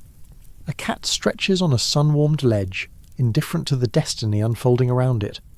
Pigeons flutter from the roof of a church that has changed denominations 3 times, and still refuses to pick a favourite. Down at the harbour, sailors argue about the wind, the tide, and whether the Ottoman ships on the horizon are just a rumour or the start of a very bad week. In the palace, someone is writing a reassuring report insisting everything is fine. Reports like this have been written for decades, and if reassurance could hold walls, Constantinople would be immortal. You step into the street. The cobblestones are slick with dew and centuries of misplaced confidence. A priest passes, his robes brushing against the stone, whispering prayers in Greek so old even he only half understands them. The air smells of salt, dust, and impending relevance. The city hums. Fishermen mend their nets. Merchants argue over the exact price of figs, each one convinced they are being personally wronged by fate. Children chase each other between broken statues, playing among the remains of empires they cannot name. And the walls, those vast, tired walls, stand in the distance, catching the sunlight like they've decided to try optimism one more day. There's talk, of course. There's always talk. Rumours drifting in from the countryside. Stories of sultans and soldiers, of enormous cannons that can crack stone like bread crust. But for now, life continues, stubbornly domestic. You can almost believe that nothing will change, that the city will go on being what it has always been, a magnificent, fragile contradiction held together by faith, mortar, and mild denial. The bells fade, morning has fully arrived, and Constantinople, glorious, aging, magnificent Constantinople, wakes once more, unaware that it is already a ghost rehearsing its final dawn. You wake again to the sound of the city, not the bells this time, but the soft hum of life going on. The murmur of merchants, the slap of sandals on marble streets, the occasional bray of a donkey who has quite frankly had enough of empire. The light is warmer today, though not necessarily kinder. It spills through the narrow window, turning the dust in your room to slow, golden snowfall. You dress in quiet habit. A simple tunic, your cloak from the day before, the one that still smells faintly of sea air and lamp oil. It is the smell of a city still pretending that the end of the world can be managed with polite denial. Outside, Constantinople wakes as it always does, with a sense of weary magnificence. The streets are a tangle of arches, stones, and well-intentioned shortcuts that somehow lead you in circles. Every wall has been repaired so many times that history itself seems mortared between the cracks. The air carries the mingled scent of baked bread, fish, olive oil, and whatever passed for hygiene this century. You turn toward the market quarter, following the sound of argument, always the surest sign of business. The market square is alive. Scribes, sailors, and housewives weave around each other like threads in a tapestry that's been mended one too many times. A fishmonger gestures wildly at his catch, as if volume alone could make it fresher. Children run between stalls, pursued by a woman balancing a loaf of bread like a weapon, and under it all, something quieter, a new rhythm, a murmuring that doesn't belong to the business of the day. You begin to notice it between the clatter of coins and the laughter. Whispers passed like contraband, exchanged between friends who look over their shoulders before speaking. Sails sighted at dawn, drums heard far across the straits, men seen riding under banners that were once only stories. You pause by a fruit seller whose table leans dangerously toward collapse. She offers you a fig and a knowing glance. You hear them too, she says. You ask what she means, though you already know. She nods toward the west, where the sea glimmers like molten glass. They say the army is coming again, but they always say that, don't they? She laughs softly, the kind of laugh that hopes someone else will start believing it first. You make your way uphill through streets too narrow for sunlight. The sound of the harbour fades, replaced by the echo of your own steps and the occasional flutter of pigeons. Above you, laundry hangs like surrender flags. A priest passes by, carrying a small bundle of candles. He blesses you absently without breaking stride. Even the holy men seem preoccupied today, muttering prayers not for the soul, but for the walls. By the time you reach the plaza of the Augustan, the city feels different. It's subtle, a tightening in the air, a quiet unease that clings like humidity. A crowd has gathered by the fountain, where a boy with a sailor's scarf is trying to describe something he saw at sea. He speaks quickly, waving his hands as if the words themselves are too large to carry. Ships, he says. So many ships. Sails dark against the horizon, and the sound of drums. You can see the disbelief ripple through the listeners, the practiced skepticism of people who have been promised doom too many times. An old man snorts. Nonsense. Last month it was pirates. The month before, ghosts. The boy swears by every saint he knows, which judging by his vocabulary is quite a few. But still, the words linger in the air long after the crowd disperses. You walk toward the city walls. The Theodosian walls rise in the distance, sun-bleached and cracked, but still magnificent. You've seen them 100 times, yet today they seem almost alive, the way ancient trees seem aware of their own age. The guards at the gate stand a little straighter than usual, as if posture alone could hold back history. You nod to one, and he nods back, the shared acknowledgement of people pretending not to be afraid. From the parapet you can see the land stretching out beyond the moat, fields long abandoned, the faint shimmer of heat over the earth, and, far on the horizon, something that might be dust, or smoke, or movement. You squint until your eyes ache, but the distance offers no clarity, only possibility. A soldier beside you clears his throat. Probably traders, he says, or pilgrims, or the wind. You nod. Yes, you reply. The wind often marches in formation. He laughs, though not very convincingly. You leave the walls and wander back into the city. Along the way you pass a group of scholars outside the library.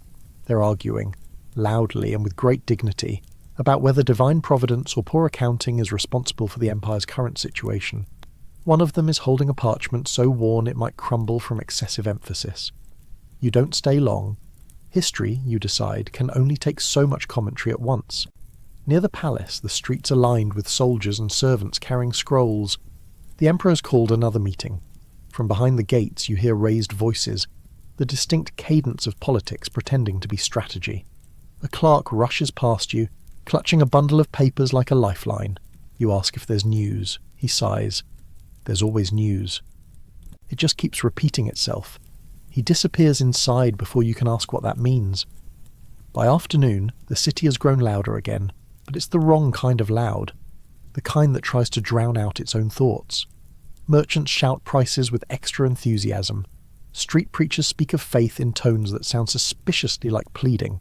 Even the birds seem to be flying lower, as if they've decided altitude is no longer a reliable defence.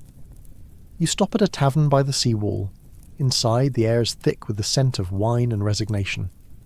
Men sit hunched over wooden tables, tracing patterns in spilled drink, as if the future might reveal itself in the stains. Someone starts playing a lute. It's not a cheerful song, but it tries very hard to sound like one. You take a seat near the window. Outside, the sun is beginning to sink, its reflection turning the water to fire. The harbour glows gold, and for a brief moment the city seems eternal again. A sailor at the next table leans toward you. He smells of salt and superstition. "They're coming," he whispers. "The Turks. I saw them myself. Their tents stretch beyond the hills, a sea of men." You ask how many. He shrugs. "Enough." Then he takes another drink as if that settles it. You glance toward the window again. The sea remains perfectly calm, as though mocking all human predictions. When you leave the tavern, night has fallen. The streets shimmer with lamplight, reflections dancing across wet stone. You walk slowly, letting the cool air carry the scent of oil and salt. You pass a small chapel. Inside, a single candle burns before an icon of the Virgin, her expression as unreadable as ever. You light a candle of your own, more from habit than hope. The wax drips slowly, like time trying to measure itself. Outside, a soft wind moves through the alleys. Somewhere, a door slams. Somewhere else, a prayer ends without an amen. You make your way home through the twisting streets. From a distant tower you hear bells again, not in alarm but in routine. The city clings to its rituals, perhaps believing that faith is a kind of architecture too. Your room is dim. You sit by the small window and look out toward the invisible horizon. The stars are faint tonight, dulled by a haze that might be sea mist or smoke. It's hard to tell, and easier not to. You breathe in deeply, the air thick with salt and candle soot. For now the city still stands, immense, aging, unaware of how close history has drawn. You lie down, the stone beneath you still warm from the day. Somewhere far beyond the walls torches flicker, and though you can't see them, you feel the truth moving closer, steady, patient, inevitable. Someone down the corridor starts telling a story about how the Virgin Mary herself once walked these same walls to bless them. You listen because it's better than thinking. The story ends with a hopeful note, and everyone sits in silence, not daring to ask if she might come back tonight.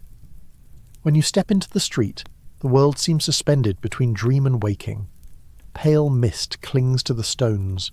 Lamps gutter in their brackets. You can feel the city breathing, shallow, uncertain, as if Constantinople itself has heard something and is holding its breath. A man runs past barefoot, clutching his sandals. Another opens a shutter, peers into the half-light and mutters a prayer you can't quite catch. Then, from the highest tower, the bells begin to ring. Slow at first, then faster. Not for worship, not this time. You follow the sound uphill, drawn by instinct more than reason. The streets fill as others wake. Soldiers with uneven beards, women still in their nightclothes, an old monk dragging his staff like a reluctant metronome. The bells call out again, and this time the sound feels less like warning and more like confession. By the time you reach the gate, the sun has barely begun its climb. The sky's pale and colourless. Ahead, the Theodosian walls loom, vast, solemn, impossibly old. The air smells of mortar dust and oil. Soldiers line the parapets, staring outward. You join the crowd at the base and look through a crack in the gate. What you see is both simple and impossible, a horizon made of banners. They stretch as far as you can see. Red, green, gold, fluttering against the dawn. Between them, movement. Men, horses, the glint of iron catching the first light, and in the centre of it all, like a slow-moving cathedral, something massive, a cannon, mounted on wooden wheels taller than a man. Someone beside you whispers, "It's true then. They brought the cannons." Another voice, smaller, almost amused. "So it begins." The first cannon fires just after sunrise. You feel it before you hear it, a shiver through the ground, a vibration in your ribs. Then comes the sound, a deep, drawn-out roar that seems to tear the sky open. Dust leaps from the stones. The birds rise in a black, chaotic cloud. When the echo fades, the city exhales as one. Somewhere a child begins to cry. You look toward the walls. One of the older stones, enormous, ancient, is cracked, only slightly, but enough. The next shot comes sooner, then another. The rhythm builds, a slow, dreadful heartbeat echoing across the day. The wind moves through the city's narrow alleys, carrying whispers of old hymns and the faint metallic taste of fear. Every so often, a cannon fires, a deep, rolling sound that shakes dust from the ceiling and resets your heartbeat. After the fifth blast, you stop flinching. You simply acknowledge it, like thunder in a storm you can't move out of. Time begins to lose its meaning. You wake, you work, you sleep when you can. Every morning begins the same way, with the sound of iron. The first few days, people still talk in hopeful tones. They say the walls have survived worse. They say the enemy will tire. They say help will come. You repeat these words too, because they sound like something to hold. You carry stones to the masons patching cracks. You pass buckets of water to soldiers whose hands shake from exhaustion. You help a woman sweep debris from her doorstep, even though another shot will undo it within the hour. You learn the language of the siege, the dull thunder that means a cannon has fired, the sharper crash that means it's hit, the whispering afterward as if the whole city is counting. Damage, casualties, patience. And sometimes, when the noise stops, that's worse, because silence now means waiting. At the markets, what's left of them, traders still shout half-heartedly about bread and olives, pretending that bartering can drown out reality. One man sells cracked amphorae for a discount, insisting they make excellent flower pots if you still have flowers. Another swears his wine improves with terror. You overhear an argument between two old men about fate and fortune. Surely the city will endure, one says. Then why do we have to stand on the wall ourselves, replies the other, not bothering to look up. The humour is dry, weary, almost comforting. It helps. You smile, though your mouth tastes like dust. The great Theodosian walls are no longer a boundary. They've become a living thing. You can feel them breathing beneath your feet, every tremor, every impact, every groan of stressed stone. By midday, they're smeared with smoke and dust. The air near them hums with the echo of battle. Arrows stick out like thorns. You help a young soldier load a small cannon. More noise than effect, but it feels like defiance. He grins at you with cracked lips, says, "It's not much, but it's louder than praying." You want to laugh, but another blast cuts the thought in half. The shockwave rolls through the ground, through your bones, through the air itself. For a moment you imagine the walls crying out, an ancient, wounded sound that feels like the memory of every siege that ever was. A priest stands beside the soldiers swinging incense.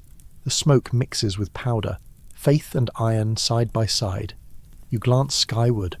Above the haze, the dome of Hagia Sophia gleams faintly, not bright, but stubbornly visible, like a lantern refusing to die. Days blur. The sun feels irrelevant. The city becomes its own universe, bounded by walls, defined by echoes. In the evenings you walk through quiet streets. The shops are shuttered, but lamps burn behind curtains. People whisper prayers to saints and emperors, to God, and to the ghosts of old Byzantium. You stop by the harbour, where the water glows faintly with reflected firelight. A fisherman sits on the pier, mending a net with deliberate calm.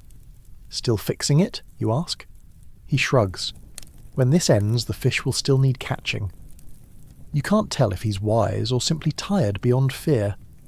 Farther inland, a small choir sings in a courtyard. Their voices are soft, wavering, but they don't stop even when another cannon fires. The melody trembles but survives, and in that moment you realise the city isn't merely fighting, it's remembering how to exist. One afternoon, when the bombardment pauses, you wander into Hagia Sophia. The air inside is thick with incense and candle smoke. Dust drifts down from the dome, glowing in the light like slow-moving snow. Priests chant, their voices low and tired. The words blend into the hum of hundreds of whispered prayers. You walk among them, soldiers, mothers, beggars, nobles, all kneeling together beneath mosaics that glitter through the haze. You feel small and somehow safe. Someone passes you a small candle. You light it, set it down among the others. For a moment the flame wavers, then steadies. The city breathes with it. When you step back outside, the air smells of smoke and salt. The bombardment begins again. You take your turn on the walls one night. The moon is high, pale and distant. Below, the plain is silver, littered with broken ladders, shattered wood, abandoned weapons that catch the light. The wind moves through the breaches with a low sigh, almost like speech. You listen, half expecting it to form words. In the distance, campfires flicker across the Ottoman lines, a constellation of orange stars. You wonder if their soldiers are staring back, thinking the same thought. How strange it is to be alive at the end of an empire. Beside you, an older guard leans on his spear. You get used to the sound, he says quietly.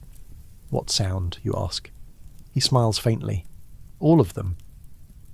For a long time, neither of you speak. The city is silent except for the occasional creak of the old walls settling into their burden. When the next cannon fires, you do not flinch. You simply close your eyes and listen. The sound rolls through you.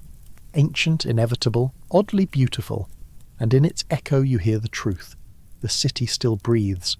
So do you. You wake to a city blurred by smoke. The light filtering through the shutters is strange. Too orange to be dawn, too heavy to be day. The air feels thick, grainy, as if the world itself is being slowly ground down. You sit up and listen. The sound of cannon fire is no longer distinct. It's a steady, rolling rhythm, not the sharp crash of battle, but the endless murmur of weather. Somewhere, something enormous collapses. The vibration rolls through the walls, into the floorboards, into your bones. You step outside. The street looks different, not ruined exactly, not yet, but blurred, softened at the edges by dust. The air smells of stone and smoke and something faintly metallic. People move quietly now. No one runs anymore. Panic has turned into a kind of weary coordination. Everyone doing what they've done for weeks, only slower, as if underwater. A woman ladles water into jars. A man tightens a rope around a wagon piled with bricks.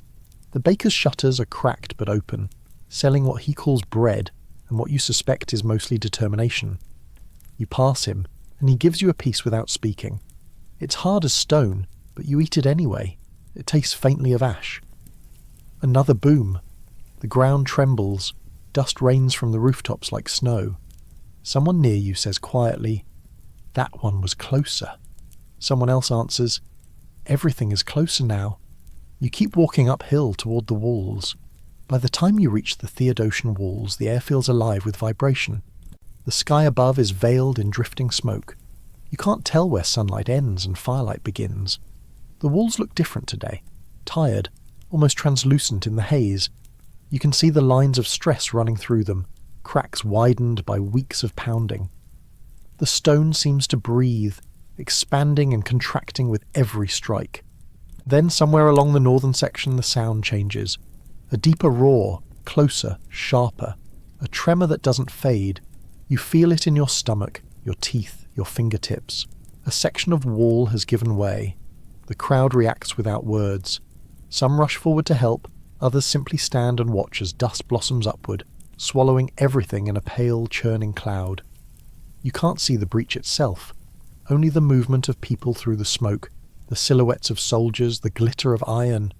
You join them. You lift stones, pass buckets, pull ropes. You can't see more than a few feet ahead, but you hear everything. The coughs, the prayers, the orders shouted through cloth-wrapped mouths. The dust tastes like old limestone and sweat. It coats your tongue, your eyelashes, the inside of your lungs. You stop for a moment, leaning on a half-buried column, and look up.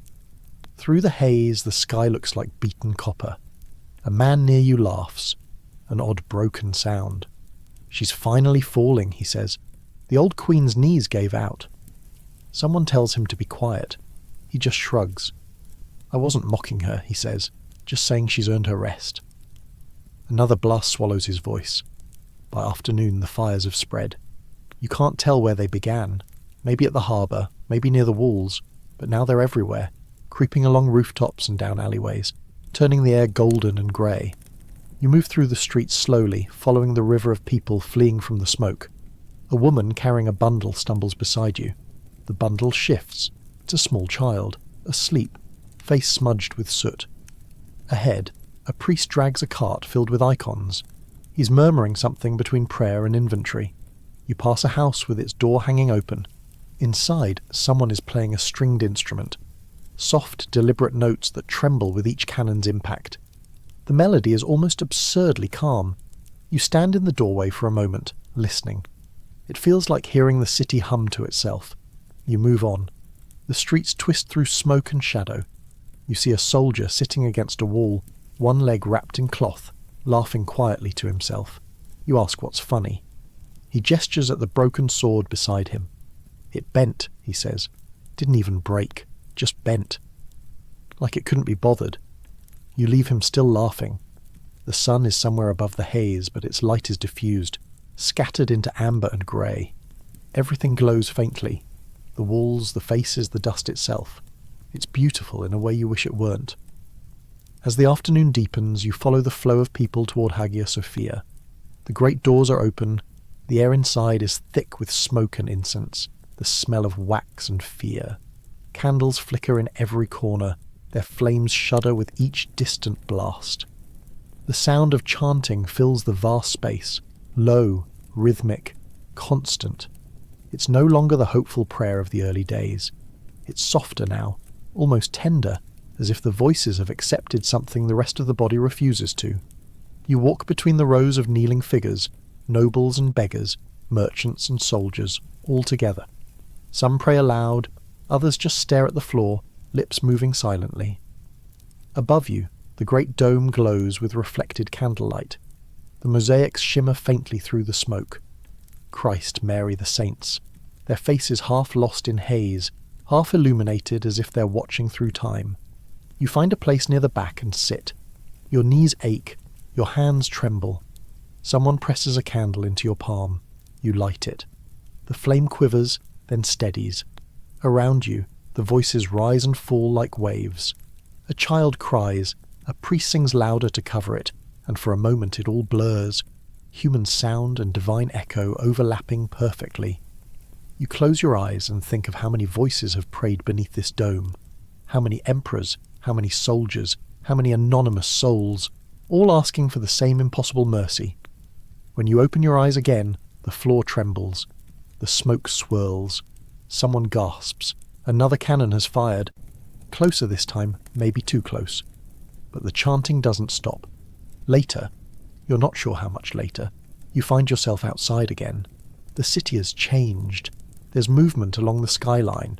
Not the familiar rhythm of defence, but a new, slow advance. Through the smoke, you see banners rising. Red, green, gold, colours you don't want to name. You stand in the street watching. The air hums with distant voices, shouts, calls, the clatter of hooves. Yet it all feels muted, wrapped in cotton. You expect to feel fear. Instead, there's only stillness. It's not disbelief exactly, more like recognition. You think, so this is how an empire ends. Not in a single moment, but in a long exhale. You walk. The city feels lighter, as if something enormous has finally let go. You pass a fountain still running, its water reflecting the smoke like polished glass. You pass a cat licking its paws beside a pile of rubble. You pass a door painted blue, untouched, unbroken, as if the war forgot it existed. The absurdity of it makes you smile. Then you realise you're crying. By evening the fires have dimmed. The air smells of ash and salt. The sky above is a dull violet streaked with smoke trails that look like the memory of clouds. You look at the sea. The water glows faintly, catching the light of the burning city. It looks peaceful, too peaceful. Waves lap against the stones as if nothing has changed. A few small boats drift near the shore, their silhouettes quiet and still. You sit on a broken column watching them. Somewhere behind you, faint voices still echo. Prayers, commands, the last mechanical motions of survival. Night falls as if the city itself were holding its breath. The fires along the walls burn low, their tongues licking at half-collapsed roofs, while the distant drum of cannon fire fades into irregular echoes. You stand in the quiet shadow of a ruined archway, feeling the weight of inevitability pressing through the thick night air. The smell of smoke has dulled, leaving only the faint tang of burnt stone and salt from the sea. Somewhere nearby, a bell tolls once, a slow, hollow note that seems to measure the final hours of the city itself. You walk carefully through the streets, each step deliberate, as if the stones themselves might betray your presence. Around you, the city moves with its usual chaos of survival, but it is quieter now. People scurry like water through cracks, carrying what they can, leaving what they must. You feel the pull of leaving, a tug at your chest, though the thought is wrapped in guilt. Leaving is not surrender, it is survival, and yet it feels like betrayal to the walls, to the city that has held your breath for so long. The sky is a curtain of black velvet, moonless, endless. It absorbs the faint glow from the fires across the rooftops. You see shapes moving through the rubble, the silhouettes of people hauling baskets, dragging small bundles, carrying children who have slept too long and now wake to smell of smoke and ash.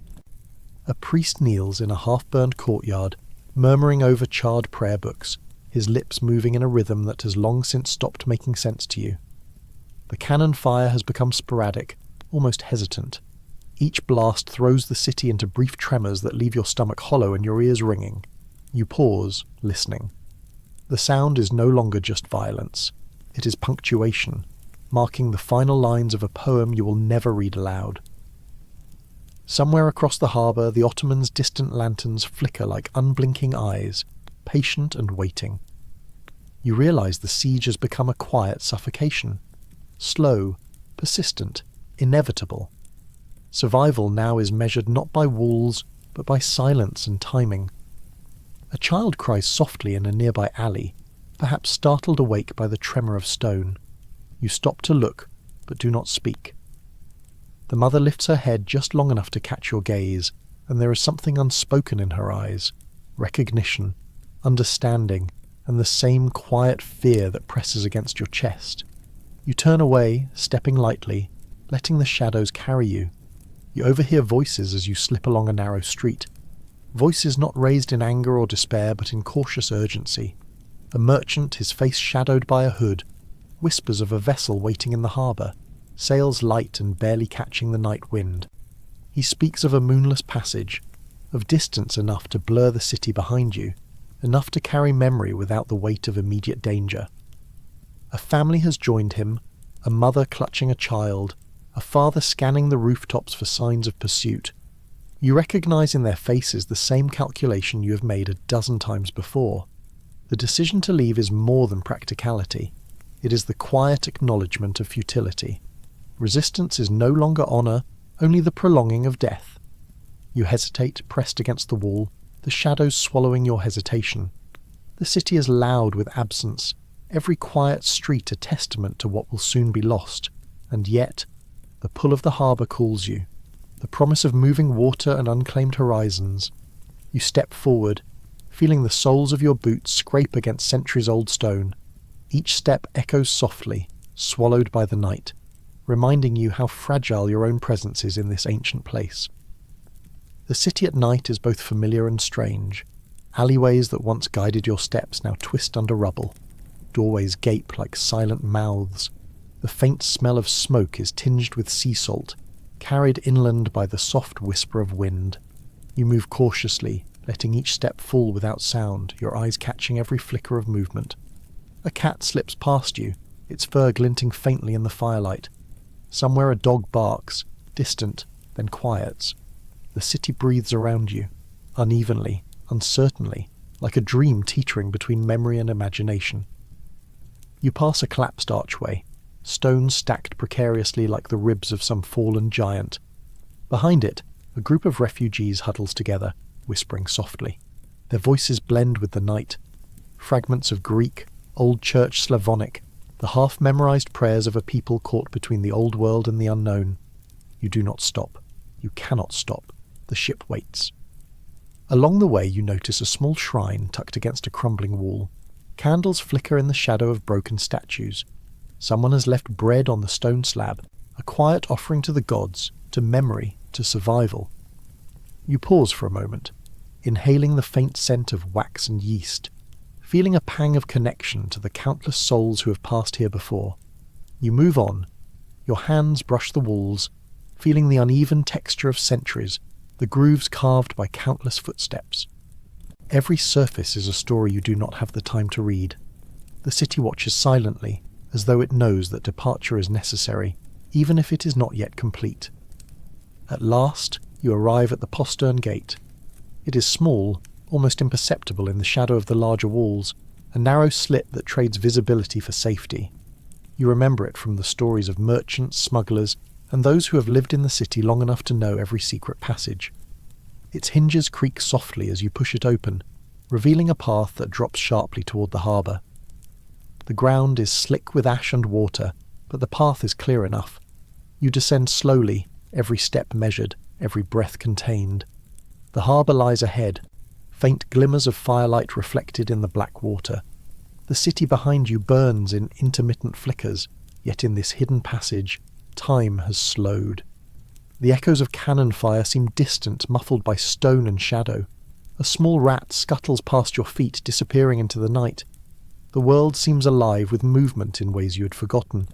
The gentle lap of water against stone, the soft rustle of wind through broken tiles, the quiet stir of birds returning to roost. You allow yourself a brief smile. Even in escape, life persists. You climb into the boat, your fingers brushing the woods slick with water and condensation. The sails are furled. The merchant who guides you nods once, motionless, letting the night carry his silent instructions. You push off, feeling the cool water lap against the sides of the hull. The city recedes slowly, a ghostly reflection in the harbour waters. Fires burn low along the walls, their light bending in the ripples of the sea. The sounds of human survival, cries, shouts, prayers, grow fainter, leaving you with the rhythm of waves and the soft creak of wood. A young child in the boat presses close, dozing against a parent's shoulder. You catch the faint smell of smoke and oil on their hair. A dog lies curled near the bow, ears twitching, half asleep. Life continues in small forms around you. You trace the edges of the boat with your fingers, feeling each groove, each knot in the wood, as if mapping your route into memory. The wind picks up gently, sighing through the rigging. The sails unfurl with a whisper, barely catching the night air. You close your eyes for a moment, letting the rocking motion settle into your chest like a heartbeat. Behind you, the city glows faintly, orange and grey, memory and ruin intertwined. You lean against the mast, feeling the quiet tug of the sea beneath you. The moonless night envelops the harbour, the faint outlines of buildings and towers blurring into shadow. Somewhere, far beyond, the faint glimmer of Ottoman lanterns waits, patient and unthreatening in the distance. The city you leave behind is alive with fire and smoke, yet strangely still, like a painting frozen at its most beautiful moment. You feel the weight of survival press gently against your shoulders. Escape is not freedom, it is distance, and with distance comes reflection. You watch the water ripple in silver lines, carrying your small craft forward, past the past, past the walls, past the memory of stone and prayer. The child shifts in their sleep, sighing softly. The merchant checks the ropes, adjusts the sails, and sits silently, their expression hidden in shadow. You breathe in, letting the night air fill your lungs, letting the city recede, allowing memory to settle like sediment. Somewhere, far behind, a bell tolls. Somewhere else, a prayer continues in the smoke. The ship moves steadily, carrying you away from ruin toward unknown horizons. The darkness is complete, yet not empty. You close your eyes and feel the gentle sway of the hull, the soft whisper of wind, the quiet reassurance that life, even in flight, persists. The horizon glows faintly with the first light of dawn. The sails ripple gently, the sea holds steady, and you realize the city will remember you, and you will remember it, carried on the tide of survival. And in that quiet, there is a fragile, astonishing peace. Tonight, you've travelled through a city under siege, moved silently through shadows and sailed away under moonless skies. And through it all, you've done what those in history could not always do. Rest, breathe, and listen. Thank you for spending this time here, allowing the past to whisper softly into your imagination. Now, let your own world grow quiet. Let the gentle rhythm of your breath replace cannon fire, and let your thoughts drift like the ship carrying you away from the city. May your sleep be deep, your dreams calm, and your waking moments lighter for the gift of this quiet journey. Good night.